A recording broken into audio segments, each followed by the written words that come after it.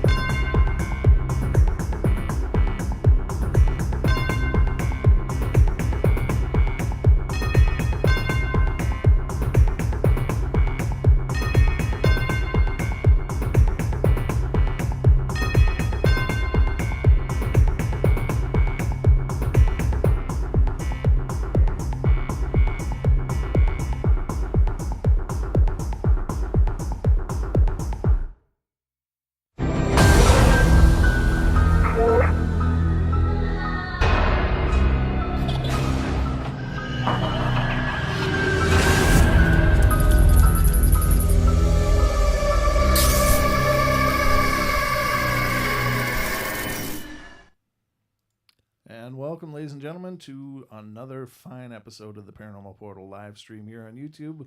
Hope you're having a great night. How you guys doing? Good to see you. Good to be seen by you. And just thrilled you're here, and I hope you enjoyed the new intro and the new setup, the new backgrounds that we got. Special thank you to Mr. Geo, of course, for lending his creative talents in so many ways for making us look epic. So you are the man, brother. You did it. It looks beautiful, and it's all coming together wonderfully. So we got that going for us, Don. How you doing tonight? I'm doing good. People in the chat room like that little intro. Molly thought it was pretty cool. Outstanding. Outstanding, Molly. Thank you. Thank you all. And yeah, I mean, he just went to town. I don't know where he comes up with this stuff, but it just looks so awesome. It just looks so amazing. He did that intro. He did every frame that you're seeing. I mean, the guy just bent himself over backwards to create and make the portal. You know, just I don't know. I just can't stop staring at it personally. So. The only thing I did was the logo up in the corner. That's the only part of this that I did. But, you know, there's more parts coming up at the end of the show. You'll see as well, and hope you enjoy those as well. So here we are, ladies and gentlemen, another Wednesday live stream. Oh, you know what I just realized? What did you just realize? This is the first cast of the Paranormal Portal for the year. Oh, yeah. Happy 2018. Yes, absolutely. Happy New Year to everyone. And we hope you had a wonderful New Year's celebration, and we hope that you're just embracing the whole new year with open arms, because I just know 2018 is going to be just banner. It's going to be a phenomenal year, and some phenomenal things are coming. Not only with the portal, but just with life, I think. We're hoping. I think everybody had a really crappy 2017. Yeah. Everybody that I know of just went through so many trials and so many hiccups and bumps in the road and tribulations. It was just horrendous. Yeah. And so, I mean, I really believe that as far as a cosmic cycle goes, I don't know, I'm just winging this, ladies and gentlemen, but these are my thoughts. But as far as the cosmic cycle goes, I think that 2017 was a time of clearing and cleansing. Oh, I hope so. And pushing out all the old garbage. And, you know, I mean, people are charged. People are emotionally charged. When I did the live stream with Chris, I don't know, a month and a half ago or whenever that was. I guess it was about a month and a half ago when we did that impromptu live stream from his house. And I really think that when you look at how emotionally charged people are about so many different topics, the core element is that people are emotionally charged, and I think in a lot of cases they don't know why. They don't know why they're feeling so enfranchised with things. You know, they just grab onto some narrative that makes sense. And even whether it's contrived or confabulated or whatever, I don't even know if that's a word, but it sounded cool in my head. So whatever the reason, but I think the reason that people are upset is because we can't fit into that old paradigm anymore. We just can't. We can't fit into that. It's like trying to wear shoes that were, from your teen years. When you're an adult, they just don't fit anymore, and they're not comfortable, and it doesn't feel good. And that's what I think is going on, is that people on a very fundamental level are vibrating beyond the reality that has been so long accepted and people have been dealing with. So I think that's what's going on, ladies and gentlemen, and I think that we are at an emergence of sorts. And I've said it for a long time on the portal that I think this is a fantastic time to be alive. That's just some amazing things are coming. And I think that 2018 is really the start of those emerging, now that we've gone through so many cleansings and so many God knows that I can't do another 2017. I just couldn't do it again. I just had enough. So I believe everybody feels the same way. You do as well, Don? I do. It was personally for me, my situation too, I mean, I had a similar situation to you, and just it sucked, but I do have to say there were some really nice, awesome things that happened to me in 2017. April 1st was my first show with you. And that was very special to me. Oh, great. Yeah. And then I started making all these new friends on Facebook and through TFR and all that, and so I've had those things happen, but personally, it's been an up and down. It's mostly been down, and I think a lot of people can identify with that. They really run into that. It's just been a messed up year. In the chat room, people are saying, it was, there's just a lot of SMH in there. It's like, 2017 sucked. It really was. It was a horrible time, and I think it was a necessary time. Don't get me wrong. That I think in order to progress, and we have to, cleanse. You just got to get rid of the garbage that we're hauling in. So I think that that's what the case was. And so many people I know really had they had such horrible trials, but they really had some breakthroughs by the end of 2017. Yeah. But I haven't talked to one person that was having a good time in 2017. No. I swear to God, everybody I talked to was like, oh man, glad that's over. So if there is anything to a calendar year, then God, let it be gone. Let it be gone. on to what's better, what's new, what's wonderful, and let's just move the ship. I said ship as in boat forward. So how about the relationship? Well, and as far as you being on the show, Don, I mean, it's just been a real pleasure having you. Thank you. And you've certainly filled an important role on the Paranormal Portal, and with the community, you've helped me maintain so many connections that I wouldn't have been able to do alone. So you've been a true asset, not only on the air but off the air, and you have my thanks. Thank you. Well, it's always been a pleasure. So thanks for being here, sir. brother. Absolutely. I plan to do more. We talked about that just a bit ago. How I had this plan last night, and I was going to do this thing, and all of a sudden I sat down in front of my computer in my studio and just went. Yes, I fell asleep. I was like, "Oh my goodness!" Yeah, a man has to sleep. Oh God, yeah. A man has to sleep, and so that's what you needed last night. So that's fine. Apparently so, but yeah, I've got some, and I want to add that content to the channel. I want to make this I want to be part of this thing. So. Oh yeah, absolutely. Well, you already are a part of it. So are all of you out there. Thank you so much for everything that you've done to make the portal better and greater than it's ever been before. And it's growing, and there's some great announcements coming in the near future. Yeah. We'll certainly give you more information when those things are ready to go live. But I mean, it's just an exciting time for the portal, for TFR as a network, and for all of us that are working hard to entertain you. So hopefully it's good for you all as well. So here we are. It's our Wednesday live stream. Oof. I'm just so happy to be back in front of this microphone. It completes me, Don. It's just the other part of my personality. It is. It's my fractured personality. So I need all the pieces to put together as I can. I don't know. What do you do? Well, and you use the word. I don't remember if you used the word converging or diverging, but it's for explaining what's happening right now with the paradigm shift. Mm-hmm. And maybe that's part of it. Is we're hitting our stride. We're catching up. We're going where we need to, Mm-hmm. and that's what we need to do. And I just think that's the convergence, the time, the paradigm. You said paradigm shift. Mm-hmm. I absolutely agree. There's something going on that we need to either get in tune with or catch up with, whatever that may be. But I think we're getting it done. I think we're working our way there. Right. And I think that's just going to be. Yeah, exactly. Yeah. I think you're right. And I hope you all agree, and I hope that this is a hopeful year for you as well. Absolutely, yeah. Best to our listeners, absolutely. We love you guys bunches. I mean, quite honestly, you guys make this. You make this happen. You guys' encouragement and your kindness and support has made the portal what it is and what it will be. So thank you, and keep sharing, keep spreading the word, because we want to get bigger. But I don't mean that in a creepy way. I mean, I don't want to rule the world. I just Why not, Pinky? Because it never works out, Don. I watched that show. I saw how that worked.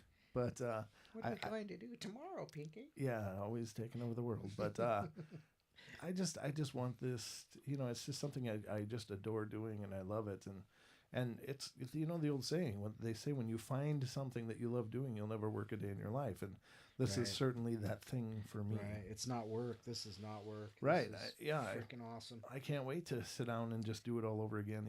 Even some of the worst shows I've had are still better than some of the best days I had working. Yeah, definitely. The worst days fishing are better than the best days working. Yeah, same kind of thing. Exactly. It's like, I would much rather be doing this. That's for sure. So here we are doing it with you, ladies and gentlemen. So tonight's show, we're going to discuss some cryptid stories here on the Paranormal Portal, and hope you enjoy the lineup that we have prepared for you. And let me actually pull that up so I can start reading you stuff, because it's a show of information. Now, the first stories I'm going to share with you are coming from thoughtcatalog.com. Again, it's a site that I've used tons on the show, and they just do a phenomenal job there. So check out Thought Catalog. They're really, they have such a diverse selection of stories and articles and interests. So it certainly isn't just a paranormal site, but they do have a really robust paranormal offering. So I love that. Love you bunches. So the article I'm going to read you is 25 people tell haunting stories about inhuman creatures they saw with their own eyes. So let's see what those inhuman creatures were all about. All right. The first one is, some sort of humanoid stalked me from the woods. I saw a humanoid, something in the woods outside my childhood home. This was in rural northern Wisconsin, and I was 14. Up until that day, I had zero fear of the woods. I spent most of my time out there exploring and feared nothing. My parents had a lousy marriage and fought a lot, and I felt more at home outside than in the house. On hot nights, I'd take a sleeping bag and sleep on the roof of an old shack on our property. I saw bears, I saw wolves. They were always more afraid of me than me of them. I didn't believe in ghosts, Bigfoot, demons, or even God. I only got lost out there once when dark fell sooner than I expected. I stayed calm and found the North Star and knew that if I continued south, I'd eventually come across the old railroad tracks near my house. Even the thought of spending the night out there didn't bother me. The thought of my mom's rage when I didn't come home did. So it was summer. I just turned 14. My mom had left my father. Father worked all the time. Sister was living on her own. Once school was out, it was me and my cat, and this is before the internet or smartphones. We lived on a dead-end dirt road, and around noon, I took my usual stroll down the long driveway to check the mail. My cat followed me everywhere. I actually kind of relied on him to give me a heads up if there was a bear or something close by. A bit of movement behind me as I stood at the mailbox made me aware that there was something across the road in the trees, but there were pesky deer everywhere. I heard a loud crash and then something very loud making its way through the brush. It's like every damn classic horror story. My brain had no capability for the thought of anything paranormal or spooky. I simply tucked the mail under my arm and headed into the woods to investigate. My cat followed close behind. I got about 10 yards in when I noticed that what I hadn't noticed before. There was no noise. Nothing. Oh.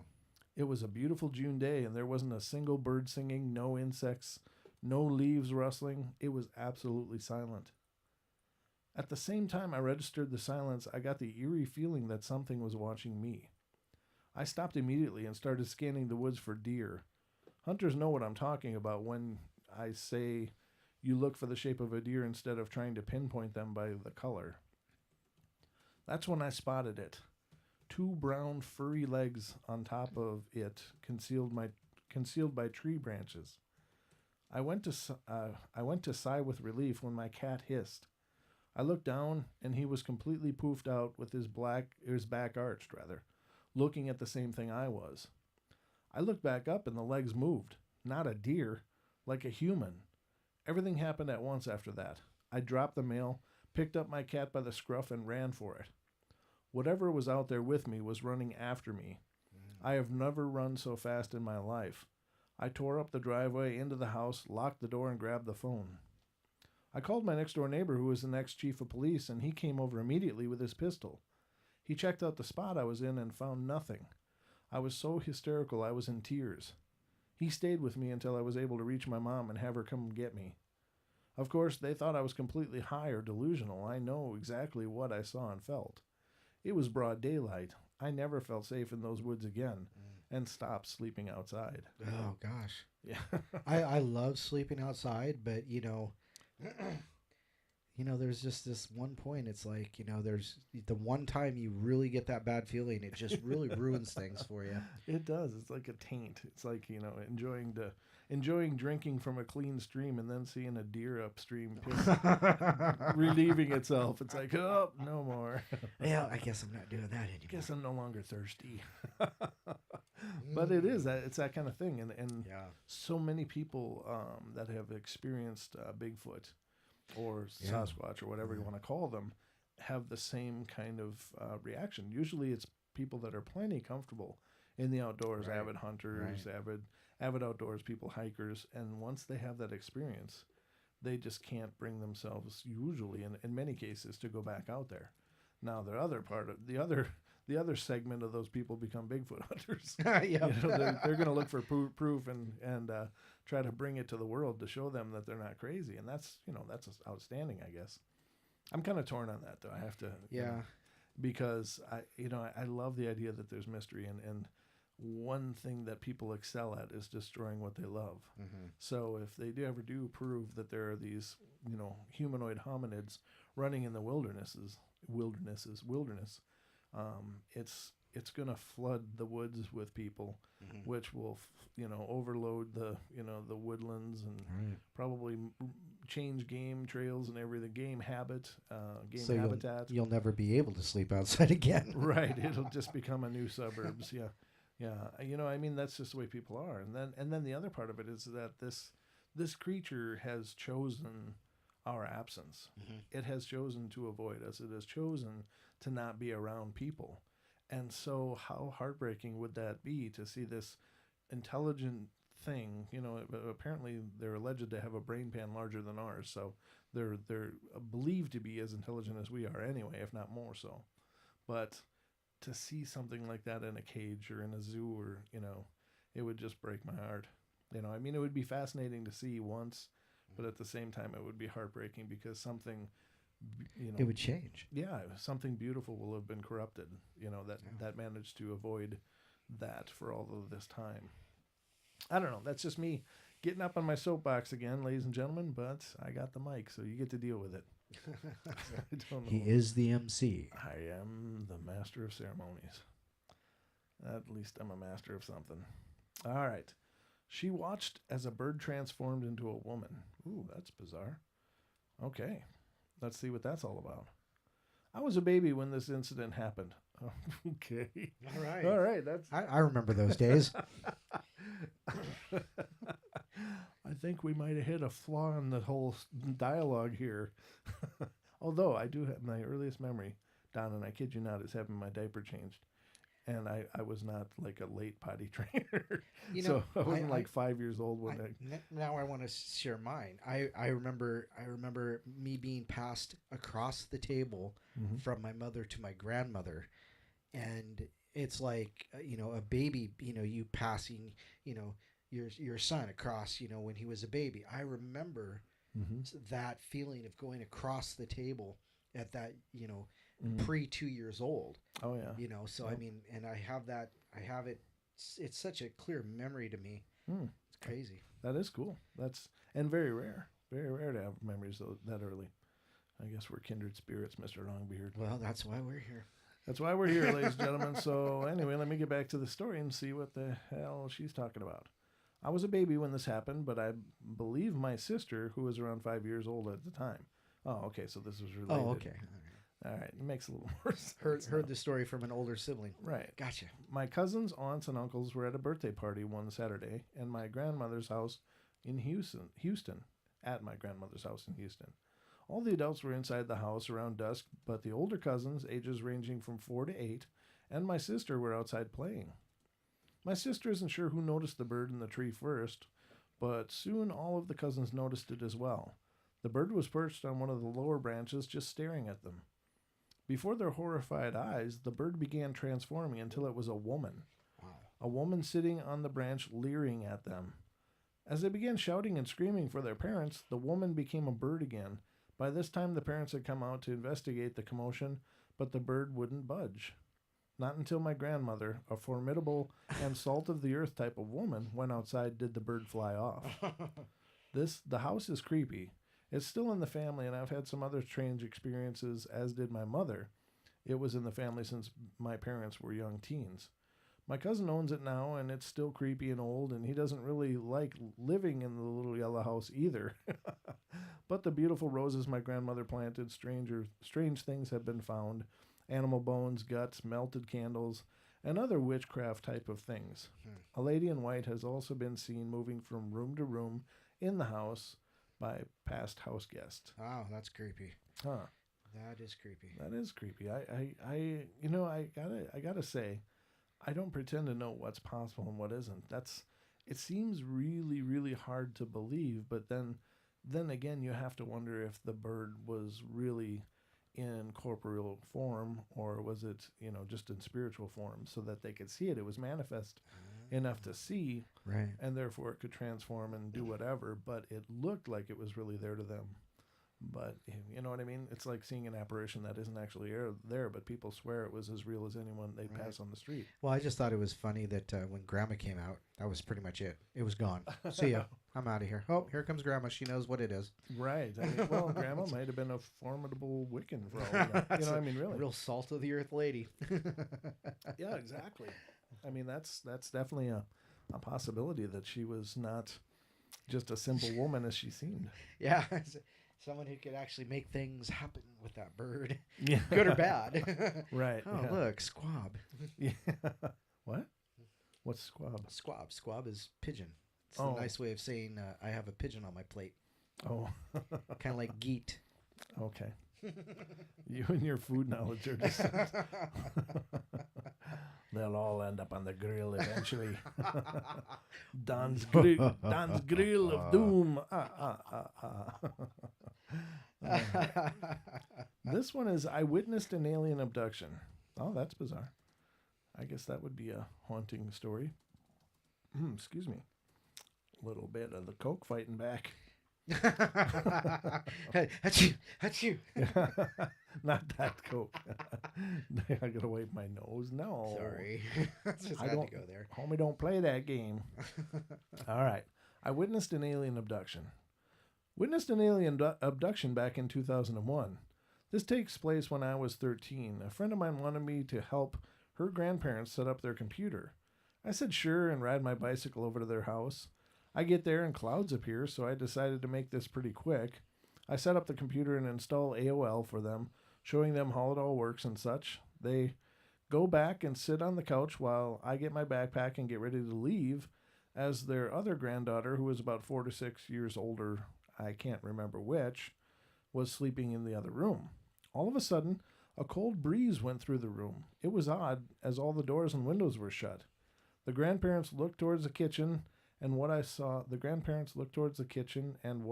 made me freeze in place. Okay. There were 3 creatures standing in the kitchen. 2 of them were short gray creatures with a thicker neck than described, with the eyes closer to the sides of the head. They wore silver jumpsuits. In between them was a taller creature looking like a humanoid mantis, wearing a black robe with a yellow stripe going down the middle. They walked to the other room and a minute later returned with the robed creature carrying the granddaughter in its arms. It's looking at me and I get the feeling it knows who I am.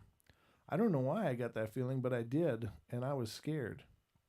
More of the situation than of them, and the grandparents were looking at them too, but not doing anything. I decided to say screw this and fought off all the fear I could and clumsily charged towards them. I didn't even make 3 steps before the grandfather stopped me and told me they will bring her back. The creatures didn't move and continued to look at me. I couldn't get any more words out of my mouth or out of my throat because I didn't even know what to think at this point. All of a sudden, a light stretched around them and they vanished. An odd glow remained for a few seconds before fading. After a minute of an awkward silence and the grandfather repeating, "She will be brought back soon," I decided to leave. I rode my bicycle back home fast as I could while looking back to see if some ship was hiding in the clouds. Nothing was there, and I didn't sleep that night. I got home.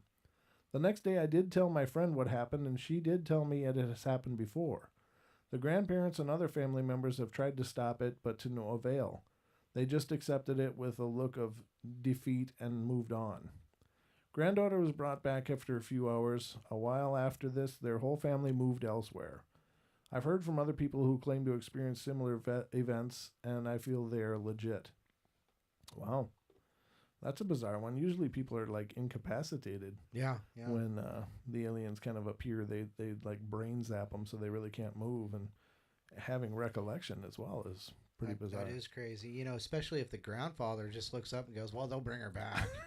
I mean, it happens like twice a week, you know. It's like we don't know what they're doing, but she mows their lawn. Don't worry about it. I don't know. That's strange. This next one is called "I Saw a Creature Created Entirely Out of Shapes." Wow. I'm entirely out of shape, too. Thank you. I'm here all night, ladies and gentlemen. Round is a shape, thank God. Don gets a little geometric on me here.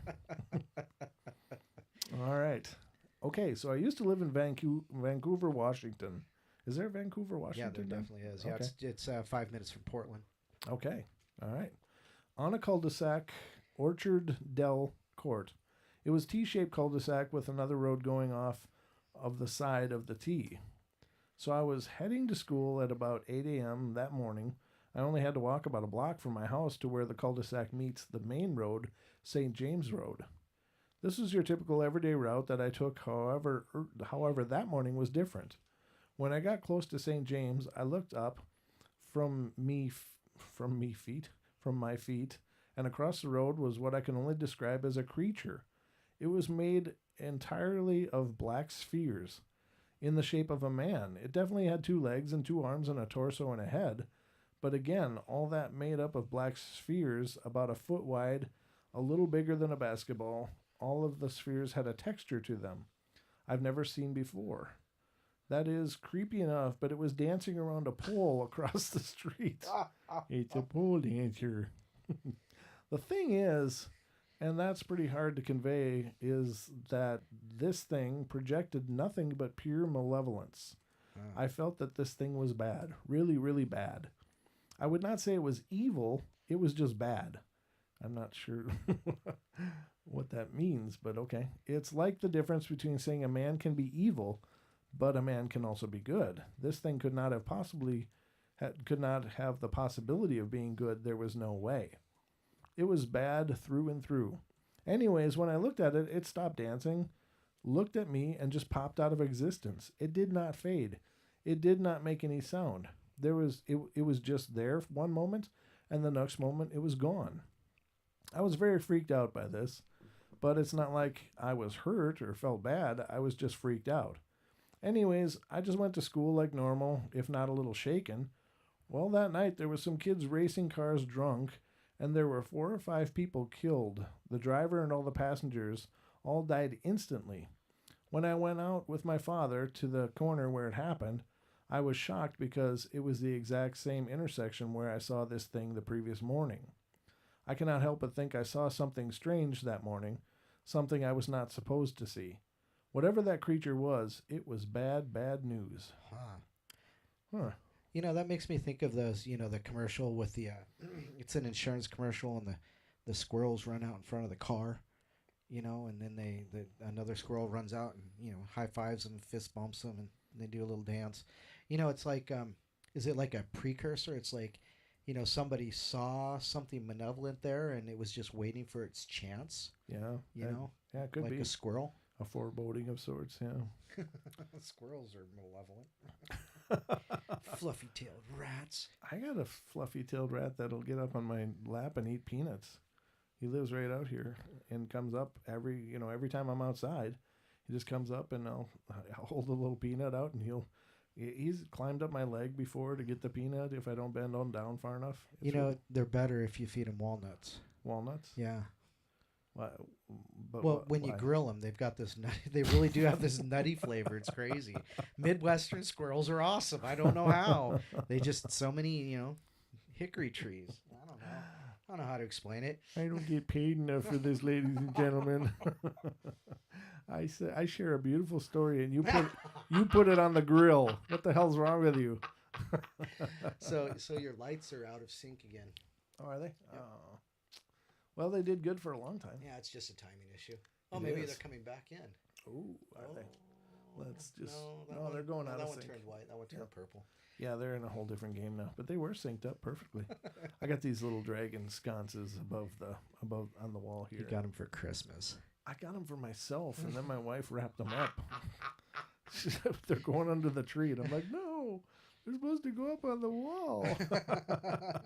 But I had to wait, just like a good boy. I mean, I literally ordered them myself, and when they came, she got the delivery. I'm going to teach this guy something. Well, she likes the whole presents under the tree thing. That to her is just cool, and I think it looks beautiful too. But I was jonesing for my decorations. But gotta love her, because she puts up with me. All right. Oh, now this is interesting. We saw a mummy resting on the bed. All right, let's see what's going on with this mummy, ladies and gentlemen. Oh, by the way, Don, who's in the chat room? Oh, chat room. Gosh, yeah, let's do a call out here. Yeah, let's do a shout out. We'll start with Sarah, because Sarah's always the first, because she's always waiting for us to pop on. Awesome. Then we have Molly, Galactic Pixie. Outstanding. Mr. Ken's in there. Doc Kayak. Doc. And let's see, there was someone else. Oh, Randy was in there a second ago. I know Randy's here. Oh, nice. That's nice. Yeah, absolutely. And who else? Did I miss anybody? Doc. Oh, you know what? I haven't seen Charlie. I thought Charlie popped in here a second ago. Well, if Molly's here, Charlie's not far. Probably not. Probably not. So, thank you to Ken and Randy and those of you who sent birthday wishes this last couple days ago. It was my birthday. Thank you. It really was. Yeah. Oh, really? On the 1st? Yeah. I thought that was some kind of spoof thing. I was like, wait a minute. No, that's my real birthday. All right. I mean, I knew that, and surprise, this is your birthday episode, Don. Yeah, huh? Yeah. I didn't know that. I was just like, because I've done that many times. I'll set up, and I'll be like, well, you don't need to know my personal information. January 1st, I was born then. No. I've used that many times. I was quite literally born on January 1st. And thank you, Pixie. Wow. Everybody who gave wishes. I appreciate that. Well, that's sweet. I'm sorry I'm really belated, but happy birthday, Don. I got nothing else to say other than mild embarrassment. Well, you just gave me my birthday present, so. Well, there you go. Happy birthday. Enjoy it. Hope you love it. That'll work. All right, so the next one is we saw a mummy resting on the bed. When I was a child, around the age of 6, perhaps younger, I used to visit my uncle's house on occasion with my mom and Nan. Each time I was there, I would go to my uncle's bedroom and look at the mummy that laid on his bed. That's weird. That's what I thought I was seeing. An adult woman that seemed to look like they were wrapped up in bandages or some material. My uncle was the kind that would tease or wind you up, so I never believed it was real, just something he rigged up to scare me. Each time I went to his house, I would drag my mom or my nan into the room to show them, and frustratingly, each and every time they would claim to not be able to see a very obvious mummy laid out on the bed. It got to the point, let me scroll. It got to the point one day after dragging Mom and Nan up to my uncle's room and them not believing me that after they left, I stayed to watch the mummy lay in the bed. I stayed in the doorway the furthest I would ever go with the side of the bed facing me and glared as angry as a little girl could at the woman in the bed. Then it sat up and turned to face me. I froze. It was when the thing started to get off the bed towards me that I discovered my legs again and ran. Huh. Years later, my nan took me and a friend to my uncle's house to dog sit, and while he was away, it just so happened that his bedroom was where we would be having our sleepover.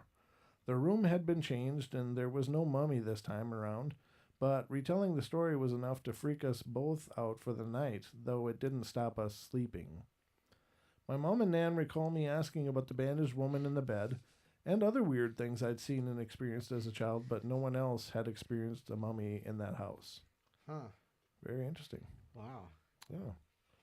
What am I missing? Oh, Doc said that they're all going to pitch in and get me a camel for my birthday. You read that recipe I posted, didn't you? Yeah, I did. Yeah. I don't, awesome. Don't imagine. You got to dig a pit to smoke that sucker in. There's so much wrong with you. Pixie says I need a very large pot. Oh my God. Wow. Are they hearing us okay? Yeah, they seem to be because they're okay. They're definitely talking back to us. Yeah, I literally talking back. Got a message from Victoria that she can't hear me. Oh. So I don't know why. What is that? Is it? But they say the sound is okay. Sounds great. Yeah, Doc Kayak just popped in and said sounds great. So all right. Well, the sound seems to be working. I'm not sure what the problem is, but thank you for pointing that out. I'm sorry. I'm so sorry. So does that mean Victoria's in watching us on the tube? She must be in there too. She's just not saying. She's incognito. She's. I wish I was. She's in stealth mode. Yeah. The recipe was written in the oh boy, that recipe's a good one. Yeah, well, I don't know.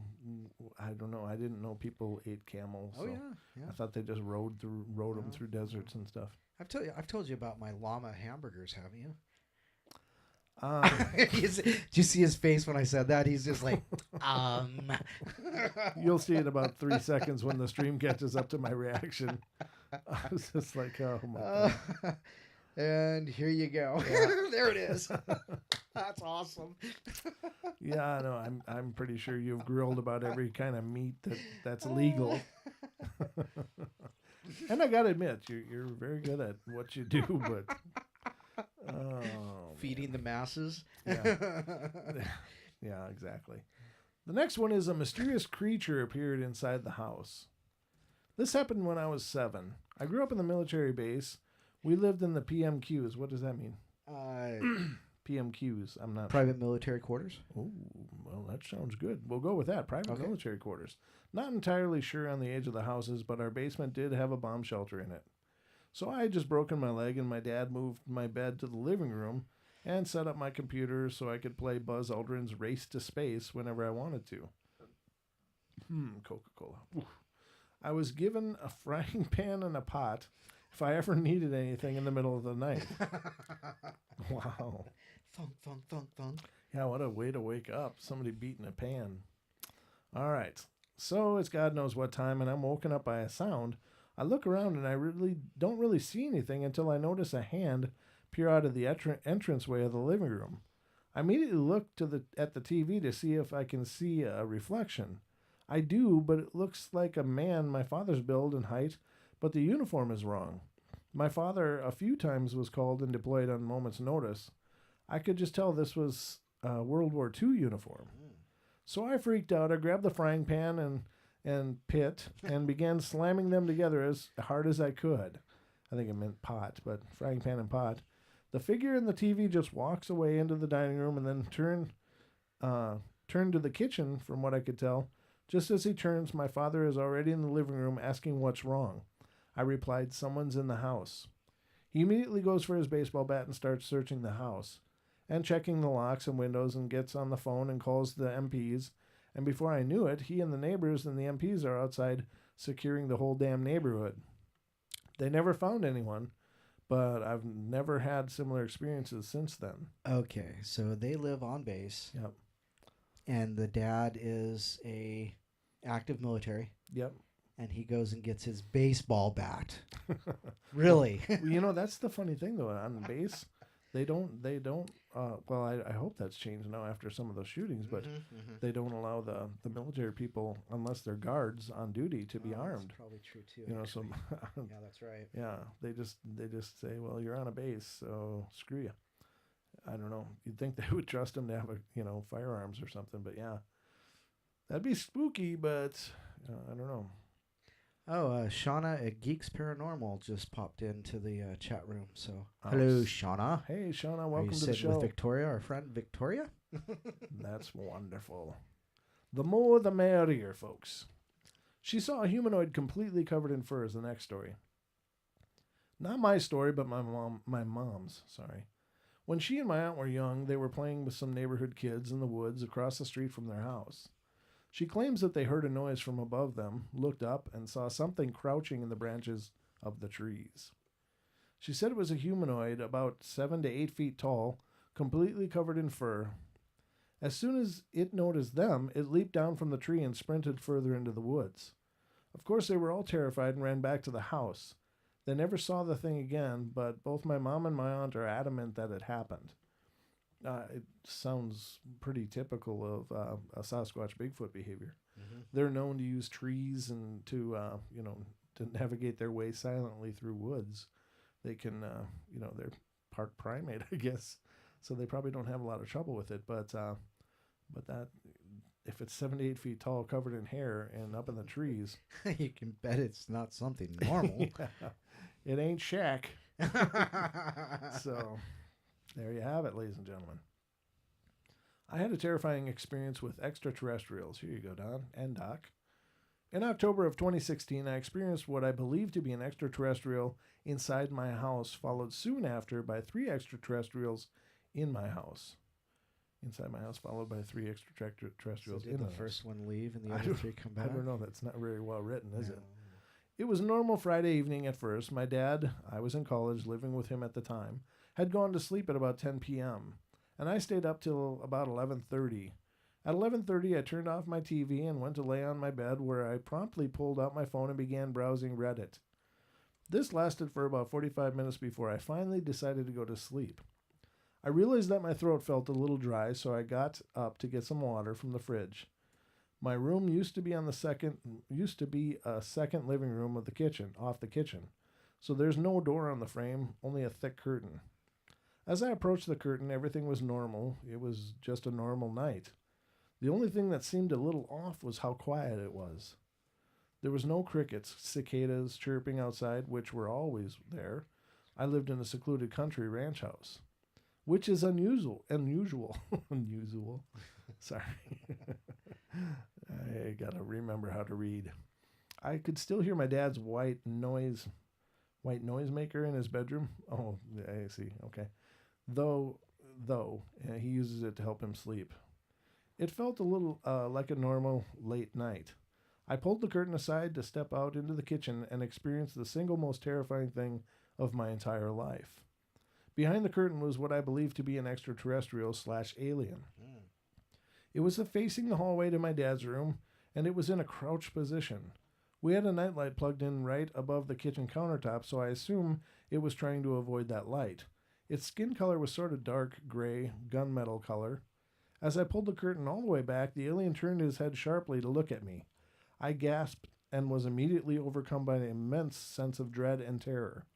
It was quite literally paralyzed with fear, or I was quite literally paralyzed by fear. I just stood there with my hand on the curtain, mouth agape. It stared at me for a couple of seconds, and then everything went black. I regained consciousness an hour later and was lying on top of my bed, the covers still made. My heart was pounding, and it felt like it was beating a million times a minute. I saw something on my left, which was the darkest part of the room, and had a door leading to the carport. Standing over my bed were 3 dark gray figures. They were tall, their heads nearly touching the 7-foot ceilings in my room. I turned my head, stared at them, and began to experience the same sense of terror as before. It was the exact same sense of dread and paralysis. I was unable to move, unable to speak, unable to do anything except look. This time they looked at me for much longer than a couple of seconds. It felt like it lasted a full minute or more. At the end of the minute, the being in the middle leaned in a little bit, and moved its hand toward my foot. It tapped its finger on my foot 3 times slowly. Each time it tapped, a strange sensation pulsed through my body. It was just a weird energy, and I can't really describe. After the 3rd pulse subsided, the being stood straight again, and then everything went black again. I regained consciousness yet again a minute or 2 later, still on top of my bed, covers still made, and immediately began to cry. I don't mean just a tear or 2. I mean I was quite literally just bawling my eyes out for the next few minutes. Eventually, all emotion subsided, and I grabbed my phone from my bedside table. It was 1:33 a.m. I didn't end up going to sleep at all that night. I'll bet you didn't. I just sort of sat there on my bed trying to explain to myself what had just happened. In the years since this happened, I've yet come up with an explanation that doesn't involve aliens, demons, ghosts, or some sort of paranormal phenomenon. I thought of sleep paralysis at first, but I never went to sleep before I saw the first one. I was wide awake still, and I went to get a drink of water. I wasn't dreaming because I hadn't yet gone to sleep. When the 3 came right after I thought that it could have been sleep paralysis, since I woke up on my bed and was unable to move or even scream when they looked at me. But how did I get in bed when the last thing I remember was looking at the first one in my kitchen? I know you hallucinate when experiencing sleep paralysis, but how did I see 3 distinct beings that essentially remained motionless? Wow. And what the hell was that sensation whenever it tapped my foot? If it was sleep paralysis, I've never had it before, and I haven't had it since. If it was some sort of spontaneous mental breakdown, I've never had one before and haven't had one since. If it was just some sort of bad nightmare, when did I go from browsing Reddit and getting a drink of water to asleep and having a nightmare? Every time I think about it, I get an uneasy feeling, just thinking about the dread I felt that night. It makes me feel squirmy and nervous. That night felt like death, and I don't know if whatever was in my house or whatever I imagined was malevolent. I don't know if they hurt me or did anything to me or my dad. I don't know if I was crazy, sleep deprived, or actually encountered aliens in my house. I've seen and felt some strange things before and after, including lost time, seeing what I believe to be UFOs, animals on the ranch we live on being mutilated. It sounds like he's got it all covered. What the hell's the problem? Yeah, exactly. I think that's like every possible sign of alien encounters. I think that's the whole full house.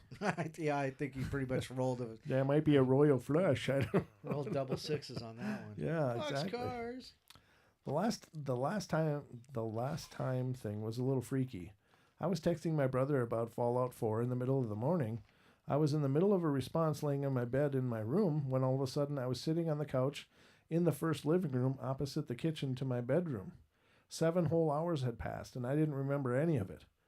There were 2 texts from my brother about an hour apart, the first of which was him asking if I got his text, and the second was just a couple of question marks. I was confused and didn't really know what to do. The UFO thing is self-explanatory. I've seen lights fly over my house in the night. There is an airport about a mile away, and I see planes on occasion, but these lights are always either too fast to be a plane or too slow to be a plane, and too quiet to be a low-flying helicopter. The animal mutilation thing is the saddest part for me. I have about 10 outside cats or barn cats that I feed regularly and who keep away rattlesnakes and bugs and whatnot. Most of them are spayed and neutered and vaccinated. The new ones show up still and get pregnant somehow. Every so often, one of them gets killed, be it by a mountain lion, stray dog, coyote, or other cats. It's gruesome, but it happens. But there have been a couple in the past few months that have made no sense, and all have been the same way. A single cut down the middle of their bodies, running from their jaw all the way to their genitalia. The cut goes all the way through their sternum and everything. It's always a perfectly straight, and none of their internal organs or anything are damaged. It's like someone took out a razor or something and slit them. We found them on our driveway and the private road leading to our driveway. There's never any blood, and the cat, it just dead on the ground, already in rigor mortis. It makes no sense, and it makes me sad because I've raised most of these cats from kittenhood. Very strange. Very strange. Wow, obviously, when he saw the alien by the in his front room, when he got up to get water, that was just the first time he remembers seeing it. But he said that he lost an hour, which is pretty typical. Yeah. And then he lost 7 hours another time. Yeah, it was 7 hours the next time, and so there's a whole bunch of key things right there that says that it really did happen. It's got nothing to do with sleep paralysis. However, that could explain some of it. Well, I don't know of any cats that die from people experiencing sleep paralysis. Well, that's true, but with single slits that don't damage organs or have any blood. Very strange, but I when I was on Chris Everhard's show, I was talking to him about orbs that I had seen. Right. And I've ladies and gentlemen, I've witnessed real spirit orbs, like the real deal, and not through a camera, not through any aid, but with my own eyes on 2 occasions in my life. And one was, I don't know, about 15 years ago. It was quite a long time ago. But I lived in this haunted house, and all of a sudden I was sitting on the floor. At the time I smoked cigarettes, so I was sitting on the floor smoking a cigarette, and my wife at the time was asleep, and I was sitting there, and all of a sudden this golden ball comes right in front of my face, and it drifts slowly across my vision. And I'm sitting there going, what the hell is that? And I really didn't know much about spirit orbs at that time. I didn't really even realize there was such a thing. But I was like, should I touch it? But then I thought, I don't really even know what it is. I probably shouldn't be touching it. So you would reach out. Yeah, I know, right? Your hair just goes, yeah, Bob Ross style. Yeah. Happy trees. Yeah, happy trees and some paint. Yeah, so I just left it alone, and it drifted out of sight and disappeared. And the last time that I had seen an orb was just probably a month ago now. I woken up and was out in the kitchen getting coffee ready, and I was standing there, and I looked down, and here's this golden ball about 8 inches off the floor, drifting by, and it goes from like the breakfast bar, the breakfast nook area, right, drifting on the floor past me, and then goes out behind me. And then Chris brought up, what do you think of people claiming things such as this are ball lightning? Ball lightning, yeah, because ball lightning makes no sounds. It doesn't flicker. And often, I've never heard of any ball lightning forming inside of people's houses. But I just started laughing. I said, the funniest thing to me is the effort that people, scientific-minded people, will put into explaining an event in a paranormal event in mundane rationale. But that's not okay. Ball lightning is not mundane because it's very, very, very rare, if it can even be done. But it's scientifically considered factual. You know what's scientifically considered factual? What's that? Is the dots that I see in my vision. Because of the viscous liquid, it gets air bubbles in it. And as you get older, you get more air bubbles. And I find myself watching little things fly through my vision all the time. Yeah. That might just be because I'm old, but, that's something different. But, they don't glow. Right. No, exactly. They're black and white. Whatever these things are, they move of their own accord, and they definitely seem to have a purpose. I mean, the one that was right in front of my face was just like, I don't know if it was just taunting me, like, hey, what are you going to do? What are you going to do? And the one that was in the kitchen, it was just like oh, you're up. I'm going to get out of the way. Just glide it out of the way. Here, let me just roll out of the way. Yeah, I mean, it was just by. that, and so, but I mean, it's just the incredible effort that people will put into making things normal that are not normal, you know, and so the explanations sound more far fetched than just to say, well, it was a spirit ball. You know? Well, yeah, but you know, it's like that video we saw last week. You know, look at all these thousands of orbs flying through here. That's the other side of it, though. That's the other side of it, where people just go, you know, they want to see spirits everywhere. And one of the hardest things for me in reviewing any kind of paranormal evidence is the knowledge that you have already that goes, you know what, I already know what that is. Well, yeah, I mean, especially being a photographer as well, you know, I know how light interplays with lenses and with digital cameras, especially. I mean, I think it was on Chris and Cherie's show Beyond the Veil, where they had a gentleman on there that was a paranormal investigator, and he was talking about spirit orb photos, and he said, you know, there was a direct correlation between the release of digital cameras and these people capturing spirit orbs. When it was film cameras, it was incredibly rare, you know, other than the normal lens flares. Right. But the digital cameras, the way that they capture light seems to create this weird phenomenon. But so many people don't know is that if you go outside with a digital camera or in the rain or in a mist, in snow, and you use a flash photo, you're going to see thousands of orbs around, and it's not spirits, it's just the light play with that reflective material. And you know, if there are a few orb photos that I've seen that I'm absolutely convinced are the real thing, but there are so many more that are just so far away from that. So oh, Victoria's asking what kind of mic I'm using. I'm using a Shure SM something. It's my old stage mic, actually, from when I was doing music and playing in bands. But is it a dynamic or compressor? I think it's a dynamic. Yeah, it's a dynamic. Yes, I think it is. But yeah, it was from back in the day. But it's a Shure. Sure. And the one you've got is a Samson, and that's a USB microphone, but it also has the XLR inputs as well. So that's XLR, right? Sorry? This is XLR. Yeah, XLR, yeah. Yep. Thank you. Thank you. Sometimes trip on my own terminology. But yeah, I don't know. I mean, spirit orbs are a phenomenon that a lot of people want to see everywhere, but they, you know, I believe they're out there as I've witnessed them, but I would say that 90+% of the photos that I've seen are not paranormal in any way. Right. Sorry. All right. So, did you want to read one, Don? I've been kind of hogging the. Oh no. Gosh. Or did you have something to read? No, I got something to read. Well, here. take it away, ladies and gentlemen. Don Longbeard. Here we go. All right. Well, let's see. We were talking about cryptos. Cryptids from cryptozoology. Cryptids. Okay. Anyhow, so I found this one. It's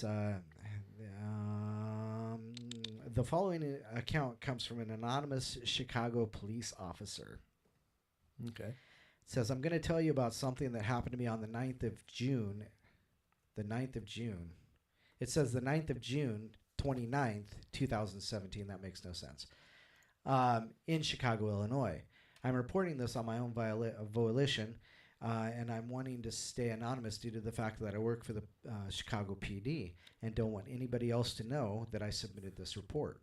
I've been with the Chicago PD for over 8.5 years. The only people who know that I've submitted this are my wife, my son, who encouraged me to submit this, and my partner, who also witnessed the event.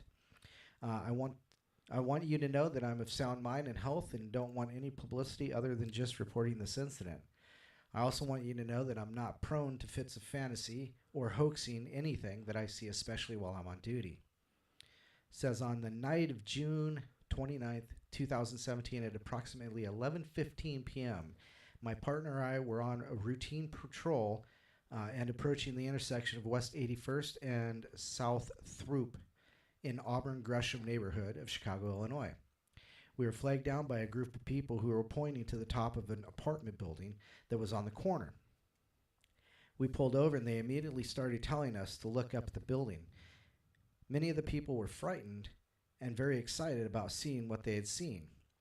My partner and I looked and saw a large creature that was approximately 6 to 6.5 feet tall and was very thin. If it had been a human, it would have been emaciated.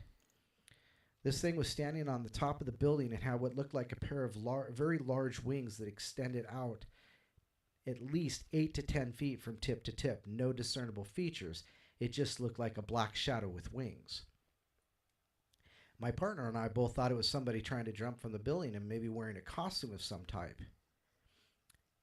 When we both used our flashlights to try and get a better look at what we were dealing with, this thing took off in the air and flew away. At this, creature flew away, headed in a southern direction. Something sounded like a scream came from it, and within a matter of about 5 seconds, this creature was gone into the night. The people who initially flagged us down had said that it had seen many people in the neighborhood had seen the thing for the previous 2 nights, and it just happened to be the only time that it was seen in a stationary place. We stood there stunned as this thing flew away and disappeared into the night. We stood there and we talked to the group of people who flagged us down, taking information down, any information regarding previous sightings from the night before. We initially were doubtful and filing a report because we thought we would be made fun of for seeing little green men. We finally filed a report as we did not want to violate protocol. Nothing was ever said about the report being filed, and as of now, it's business as usual. We want to file this report because after I told my son the story, he went online and showed me that this is not the only sighting of something similar being seen in the city. I showed my partner to the day after the sightings, and he said he didn't want to be involved, and as far as he was concerned, it was nothing more than a large owl or a big bird that was misidentified. My son is the one who encouraged me to file this, and I do it anonymously to protect my identity. Outstanding. Very cool. Yes. Very cool. All right. This story that I'm going to read you, and then I think we'll take a quick break. Does that sound good to you? Yeah, sounds good. This is not too overly long, so I'm going to read this to you. Because I love you guys. Did anybody new come in the chat? Or? We got Vicky Osborne. That's not someone I've... Oh, welcome, Vicky. Thank you. All right, so... Well, that's Victoria, by the way. Oh, is it? Okay. Well, I just realized that now. I was like... Well, she was... her and Shauna are both apparently with... Geeks. Geeks, yeah. Geeks, and so they were both... Yeah. They were both posting in chat under the same name. They were just tildeing their initials, so we know who's who. So, okay. But apparently she switched over to the other one then. Oh, okay. Gotcha. Yes, welcome to the show. All right, so I'm going to read one more, and then we're going to go have a quick break, but this is not an excuse to leave. You are not excused. You will not. Yes, and we will take roll when we return. We after will take attendance. That's right. All right, friends have seen shadow people inside of our home. I'm going to read this on behalf of my mother, who passed away a year ago, and saw and heard many things that the average person wouldn't believe. To start, I live on a farm in a house that was built in the early 1900s. To date, 4 people have passed away in the house or near the house.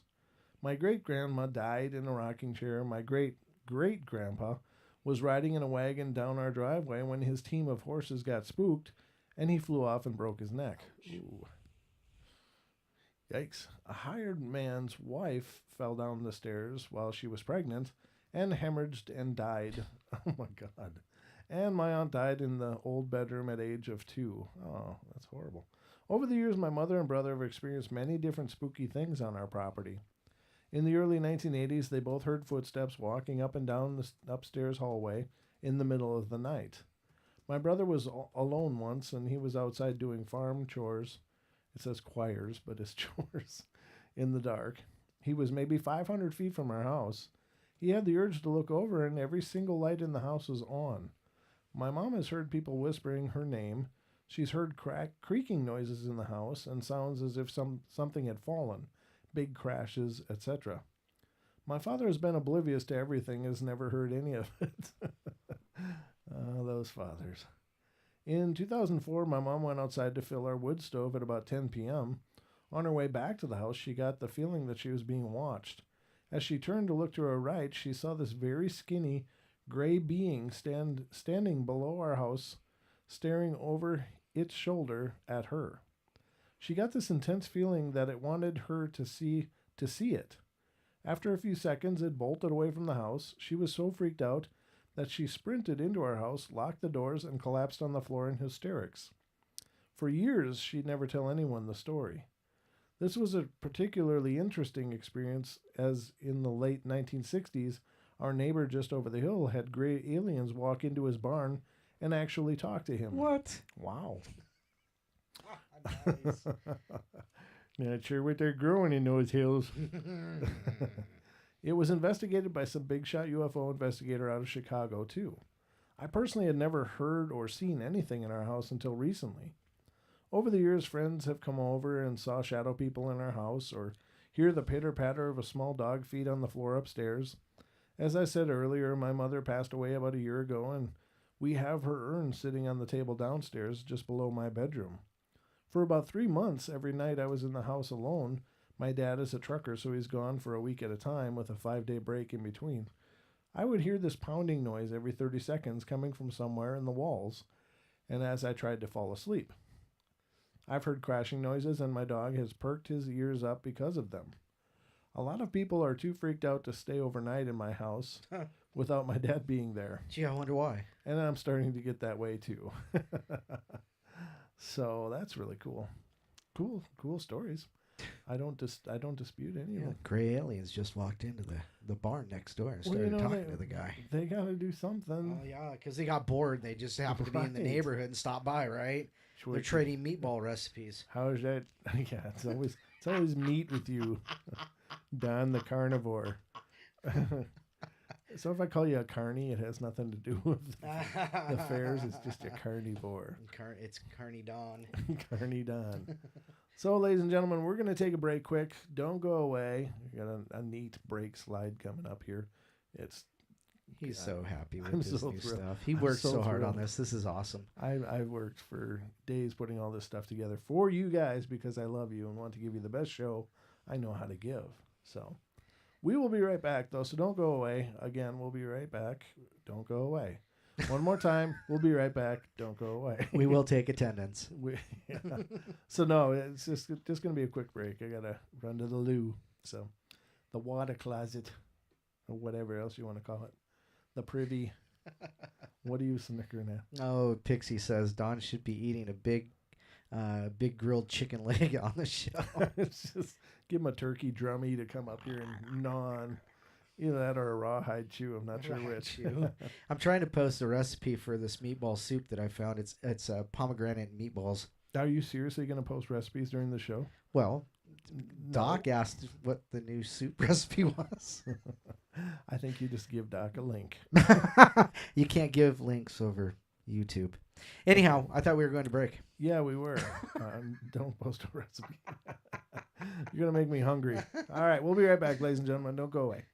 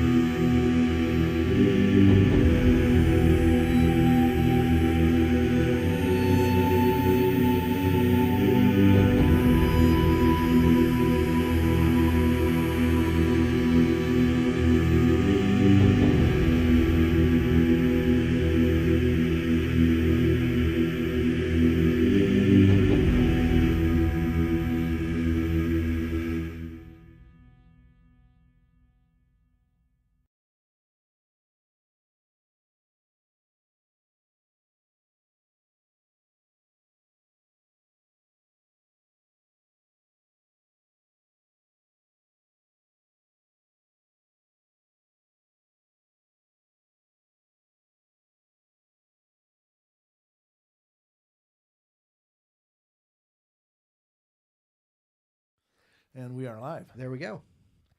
There you have it. Whew. All right. I feel better. How are you doing, Don? I'm doing good. I feel much, much better now. And welcome back, ladies and gentlemen. We hope you enjoyed that little interlude, as it were.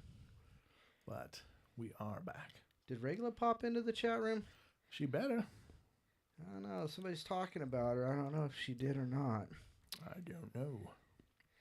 I can't look at the chat. I wish I could. I'd like to just keep an eye on what's going on too, but I can't. So if you want to get a hold of me, you gotta message me on Facebook. That I can't miss. No, that's true. That's true. Well, yeah, Pixie's calling out everybody that's not here. Oh. Naga, Regula, Comet, Yeah, Cupid, Donner, and Blitzen.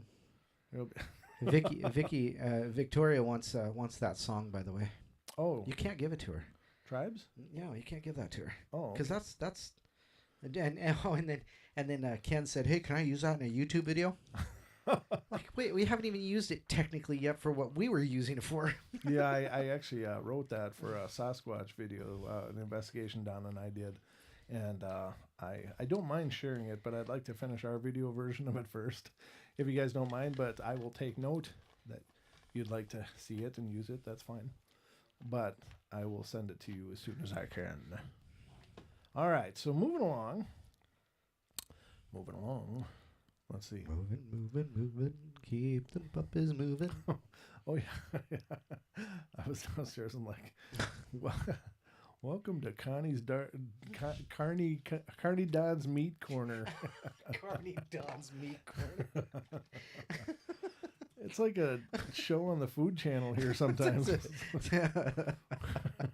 Welcome to the Food Network, ladies and gentlemen. This is Carney Don's Meat Corner. It's a hard one to spit out for me. Carney Don's Food Porn Center. Food porn. This here's a family show. Well.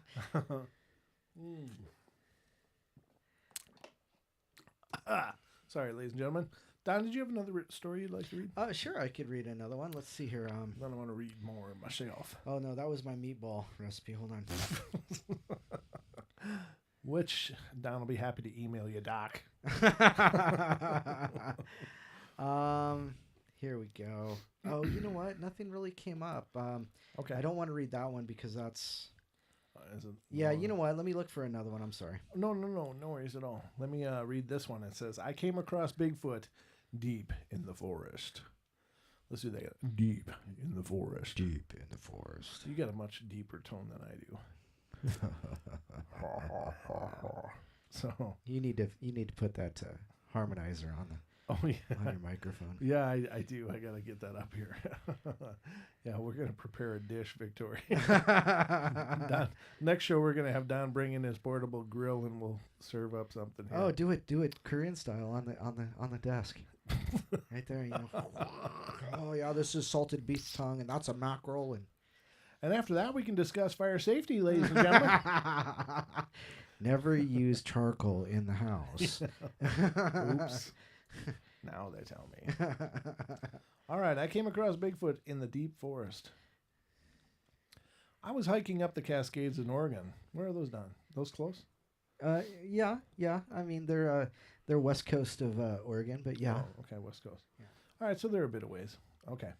I was in a more remote area of the range. On the 6th or 7th day on the trail, the hair on the back of my neck started standing up.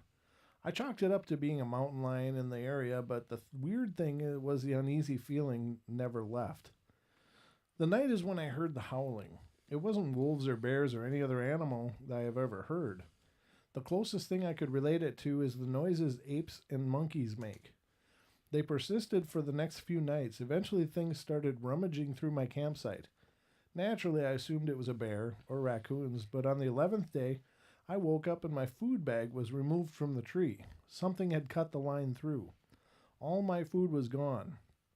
I decided to keep pushing, and I had 4 days left till the end of the trail. I'm familiar with what I can and can't eat in the area, and I could always fish for food. The same nightly activities occurred, and on the 13th night, something started throwing rocks at my tent. For some reason, I lost it. I screamed into the darkness for whatever it was to leave me alone. hoping it was just some person screwing with me and maybe they'd scream out, "Sorry, mate," or something, or something. Instead, it grew quiet for the first time in nights. Nothing could be heard. Then a scream louder and more vicious than any other night cut through the night. Then nothing, complete and utter silence again. Despite it being quiet, I wasn't able to sleep that night. I just waited. The next day, I continued my hike, dead tired, just wanting to get out. The hair on the back of my neck still standing, the forest still quiet. I felt like I was being hunted. Towards the end of the day, I had sat down to rest before pushing off a few more miles when I saw it. Something tall, large, bigger than any man or animal I had seen, sliding through the forest, not making a noise. I yelled at it. It turned to look at me. I never got a good look at it through the trees and the brush, and it was dark, but I knew that whatever it was causing this. I threw a rock at it and then pulled my knife. This thing just kept staring at me. I don't know what kicked in, but I no longer felt scared. I felt angry, and I ran at the thing. It ran from me, and I chased it in the woods. It had long strides and easily outpaced me, but I continued the chase. After several minutes, I gave up and collapsed in exhaustion. I rested for a bit before backtracking my way to my backpack and resting area. I was tired and made camp there. Another night of silence. When I woke up the next day and had about 10 miles till I was out, exhausted, hungry, mentally drained, I made my way out. As I got closer and closer to the end of the trail, the typical forest noises returned. Birds, bugs, mice running through the undergrowth. All these noises slowly returned. I no longer had the feeling of unease. I got to trail's end, sat in my car, and cried. To this day, I still pass it off as someone just screwing with me. But the way that thing moved in the forest, I just don't know. I told a park ranger about it, and he jokingly said they have a bunch of Bigfoot sightings in the area, but most likely it was a local screwing with me or my own imagination. I do a lot of long hikes, but that 15 days was by far the worst. Wow. Now the next one is a little harder to quantify, and it's called "An Evil Spirit Appeared Inside My Nightmares." And